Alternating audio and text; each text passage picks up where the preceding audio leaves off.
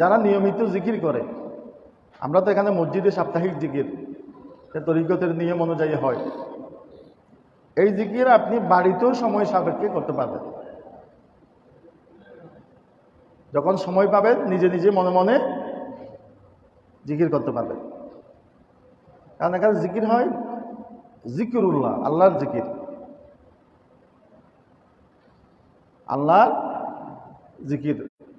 এখানে অর্থ এটা নিলাম, সব সময় সর্ব অবস্থায় মনে মনে আল্লাহর জিকির করা, এর সাথে বেশি বেশি রাসূলুল্লাহ সাল্লাল্লাহু আলাইহি সাল্লামের উপর দরুদ পেশ করতে হবে। রাসূলুল্লাহ সাল্লাল্লাহু আলাইহি সাল্লামের উপর কি পেশ করতে হবে? দরুদ পেশ করতে হবে।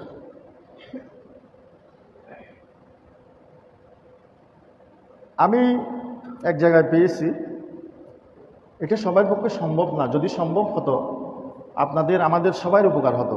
সেটা হলো প্রতিটি 5 ওয়াক্ত নামাজের পর 200 বার দরুদ শরীফ পড়া।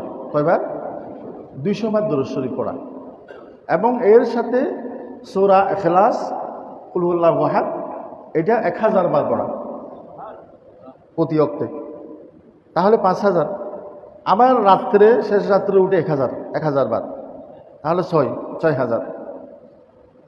আবার দরুদ শরীফ প্রত্যেক ওয়াক্তে 200 করে, তাহলে 12 দুগুণে 6 দুগুণে 1200 বার দরুদ শরীফ।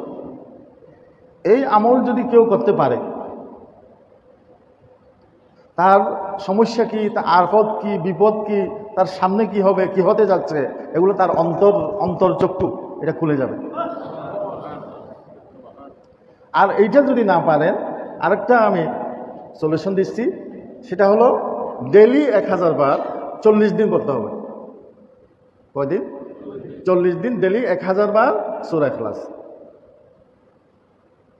এটা নিয়মিত 40 দিন আপনাকে পড়তে হবে, 1000 বার করে দরুদ শরীফ, এই সূরা ইখলাস। এই আমল যদি করতে পারেন, তাহলে ওই আল্লাহর পক্ষ থেকে যে রহমত, এবং যেটাকে এলমে লদুনি বলে, সে লেখাপড়া ওটা করে নাই, কোরআন হাদিস, কিন্তু সেই জ্ঞান তার অন্তরের মধ্যে এসে যাবে।